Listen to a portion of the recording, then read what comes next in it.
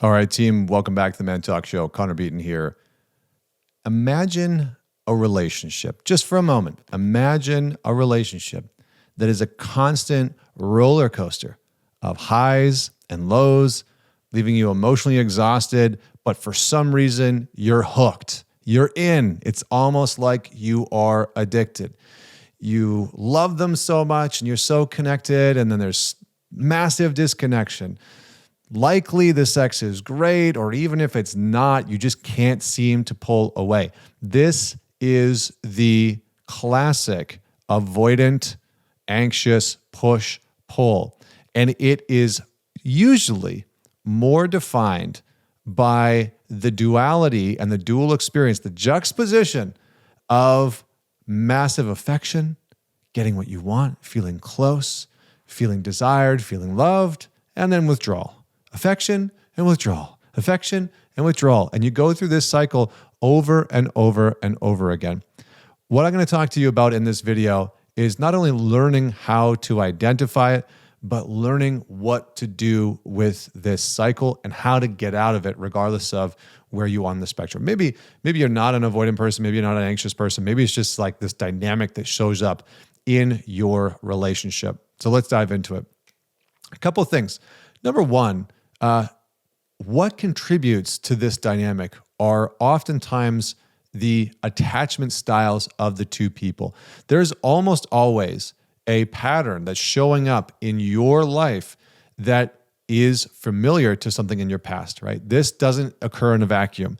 This is something that you have either experienced before or it's something that a part of you wanted. So what do I mean by that? Well, if you are the person who has the affection and you feels the closeness and then you start to withdraw, it's very likely that you grew up in an environment where love and affection and praise was given to you and then taken away, given to you and then taken away. Or that love and affection and praise or validation or closeness was something that you deeply craved. And so when it shows up, it feels foreign and your system doesn't know what to do with it and you start to withdraw and pull away. The other version of this is usually a little bit more of the anxious side, which is that when the love and affection starts to show up, it feels so good, you love it, you really start to kind of bask in it, and all of a sudden, very quickly sometimes for some of you, you shift into this space of, I don't want this to go away. I never want this to stop. This closeness, this connection, this affection, this love, this care, this embrace that I feel right now, I don't want it to leave. And so what do? You start to squeeze tighter. You start to text more. You feel your energy starts to get a little on edge. You're like a little too close to that person and you won't pull yourself away. And you know that every part of you is saying, just relax, just calm down, just take a breath, like give them some space. But for some reason, you just find yourself like curled up in their lap and you won't let go. I've seen this happen for men and women. You know, I've worked with tons of clients that are guys where they're just like, she starts to give me some love and affection and I can feel every part of me. It's almost like I want to bear hug her and never let go. And as soon as that comes online, as soon as I act in that way, I can feel her wanting to run. So your attachment style plays into this. If you're more anxious, then you're contributing to the affection and the withdrawal, likely by being over affectionate, being over communicative, love bombing that person. When there's a nice amount of affection and connection and closeness that starts to happen, you start to cling on. You start to say things like, I never want this to stop. And you can tell that the other person is like, just enjoy this and stop talking about how you never want this to end. Like, relax.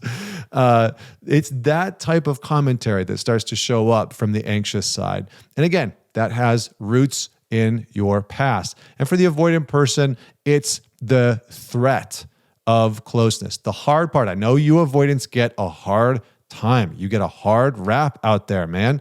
But for the avoidants that are out there, the things that I think most people miss is that the closeness and the connection that avoidance desire, right? The people that are avoidant, but that really want a relationship to work, the closeness and the connection that you desire is simultaneously the threat. And so the closer you get to love and affection and closeness and connection and ease, the more threatening it feels in your system. And the harder you're going to have to work for a period of time to remind your body, your mind, your heart, your soul, whatever it is you want to say, that it's safe and it's okay. So your attachment style can contribute to this affection withdrawal cycle that plays out. If you have trauma, it can play into that. If you have a fear of intimacy and vulnerability, it can also play into that. Now, what are the signs that this is happening? There's some very clear signs that this cycle is playing out in your relationship. The main one being the fluctuating levels of affection and attention. There's hot and there's cold. And the extreme version of this is like, maybe you've heard the term trauma bond online, but the extreme version of this is like your trauma meets their trauma and gets hooked in, and usually it's wild and it's passionate, but it's explosive, right? And so it's like, two magnets coming together and there's sparks everywhere. And then it's pushed into the other corner. And for some reason, you keep coming back into the middle of the ring and you can't stop. But the fluctuating levels of affection and attention are one of the main things, right? You might feel like you love being around that person and you spend, a date or 2 dates or a day or two, and all of a sudden you find yourself like, get away from me, like give me some space. And then a day or two goes by, or 3 or 4 days go by, and all of a sudden you're like, I really want to be around them again.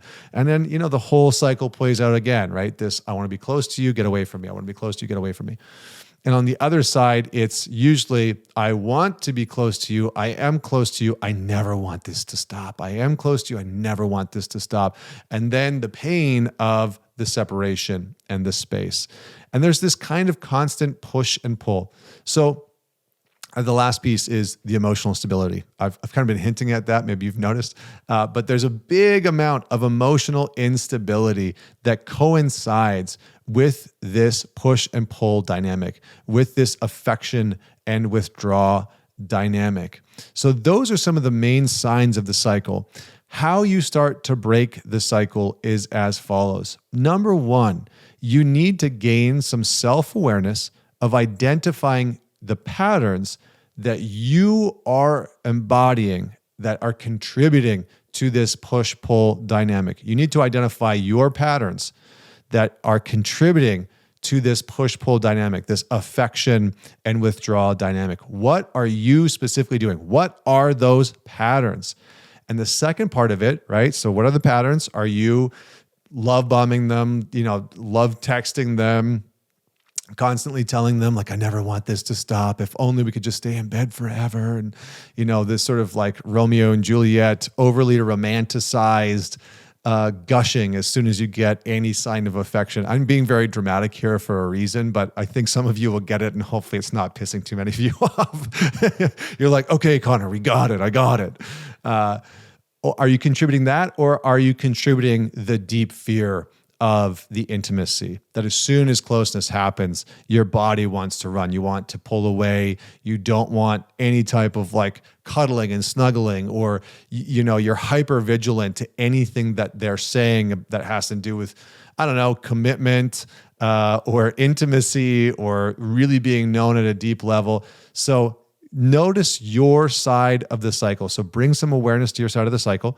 Part 2 of that is, what are the origins of that pattern within you? Where did it actually come from, right? Be brutally honest with yourself. And a great question to ask is, with who does this pattern feel familiar?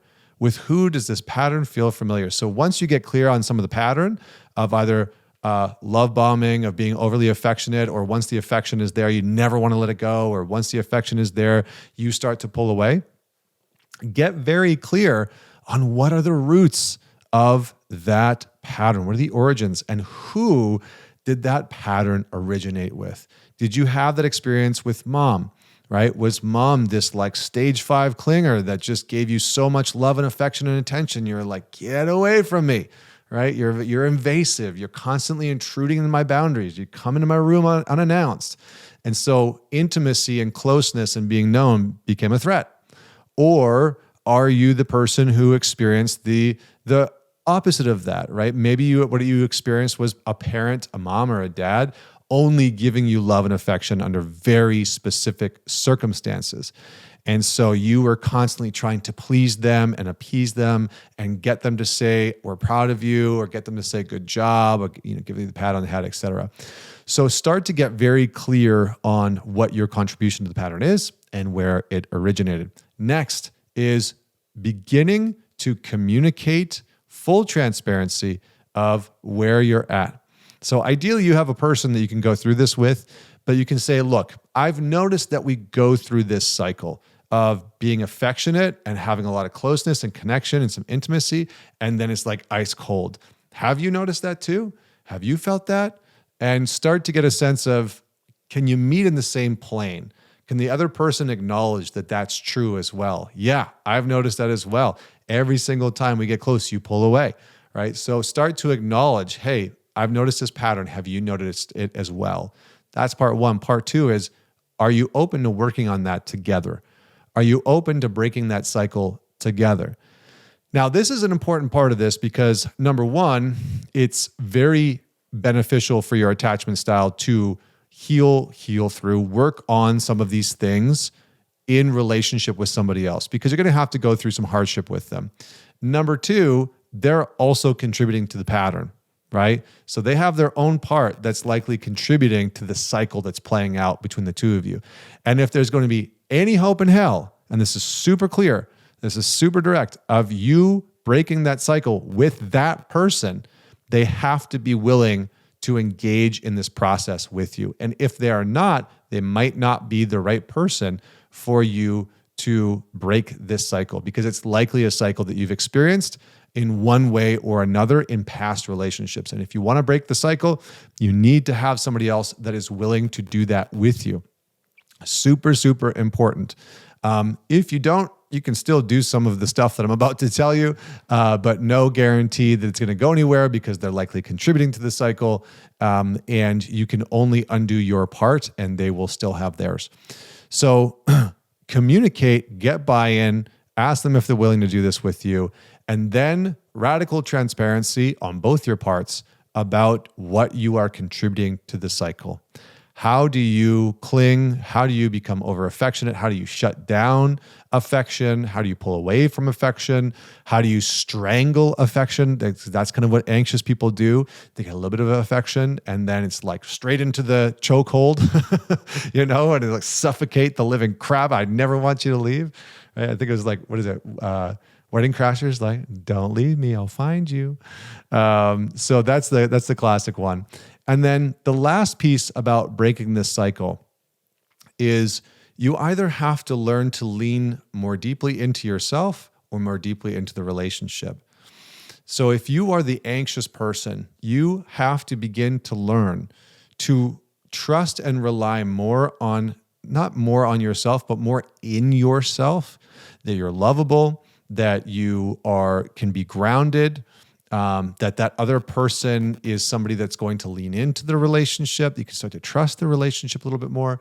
And you start to develop other relationships outside of that main one, because another big one for generally anxious people that are needing a lot of that affection from the relationship is that their external relationships from that intimate one are usually lacking, right? So if you're a highly anxious person, it's very likely that your external relationships outside of that are either a little too surface level, or you're lacking in some deeper relationships that can sort of hold you accountable, that you feel safe with, etc. So if you're the anxious person, self-reliance. You need to be able to soothe yourself. You need to be able to down-regulate your nervous system. You need to be able to start to develop a sense of, I'm okay, even if they're not. I'm okay, even if you're not. And it's something you might actually need to say in your head and practice. I'm okay, even if you're not. I'm okay if you're pulling away. I'm all right if you're shutting down right now. And it might be something that you start to say in your relationship. You know what? It feels like you're shutting down. That's okay. I'm actually still okay. I'm okay with that, right? It seems like you're pulling away. I haven't heard from you in a couple days. It seems like you're pulling away. I'm okay. I don't like it, but I'm actually okay. Because what you need to start to signal to the other person that's a part of this affection and withdrawal cycle with you is you are all right, even though the affection has started to be withdrawn. What happens in these cycles is affection starts to get pulled away, and the anxious person just like goes into like DEFCON 5, and all of a sudden, all the alarm bells in your body goes off. Your mind starts to go to all kinds of like terrible, heinous crap. It's like WebMD, right? It's like, oh, I have a cough or my throat's itching. You go online and it's like, it's throat cancer. No, it's not that bad. So you have to start to soothe the part of you that wants to suffocate affection, closeness, and intimacy. And on the opposite side, the avoidant person or the person that does more of the pulling away, you need to begin to lean into the relationship and start to rely on the relationship a little bit more. And what this looks like specifically is more transparency about what you don't like in the relationship. Well, actually, maybe not that one so much, because sometimes avoidant people are very willing to talk a lot about what they don't like, but more willing to communicate what you love about that person, what you are enjoying about the relationship, more willing to talk about your personal process, what's happening inside of you as you go through the relationship, right? And sometimes that's going to mean communicating, I felt a little shut down yesterday, or I can feel that part of me wanting to close off and not communicate. I'd like to have an hour to myself today to just like do my own thing. Or, you know what? I'd like to just take the next 12 hours and have some space. Are you cool with that? Right? So start to communicate more transparently about what's happening inside of you. I'm going to break this down into one key phrase that I think every avoidant needs to know. Expression is the antidote to avoidant attachment. Expression is the antidote to avoidant attachment. If you are an avoidant attached person, it's very likely that you are avoidant about expressing what's happening inside of you. There's a fear of being transparent. There's a fear of being really known. There's a fear of relying on somebody else. And there's a fear of allowing yourself to step more fully into a relationship. So for the avoidant person, you actually need to start to express a little bit more than what you are comfortable with, probably a lot more than what you're comfortable with, right? If you feel embarrassed in certain conversations, or you're afraid of certain things that are all locked up and bottled up in your head or, your heart, you have to start to communicate those things. It's hard. You're going to be afraid of rejection. It's going to feel uncomfortable for you. You're going to feel like, this person's probably going to leave me when I tell them this thing, even though it's like 99% likely that they are going to feel closer to you. But inside of your system, it's going to feel like I'm definitely going to push this person away by expressing this. So expression is the antidote to that part. And that can be as simple as owning when you are feeling that pull out of the relationship. Owning, I can feel myself shutting down. I can feel myself shutting down. I can feel myself pulling away. Sometimes that expression is the first step in breaking your pattern in your cycle. So I hope that you guys found this valuable. Send this to your partner. Man it forward. This is definitely something that, if you're in a relationship, you should listen to with your partner. If you are in that affection and withdraw cycle, this can be very, very helpful for the two of you to break that. So as always, share your comments below. Man it forward. Connor Beaton signing off. See you next week.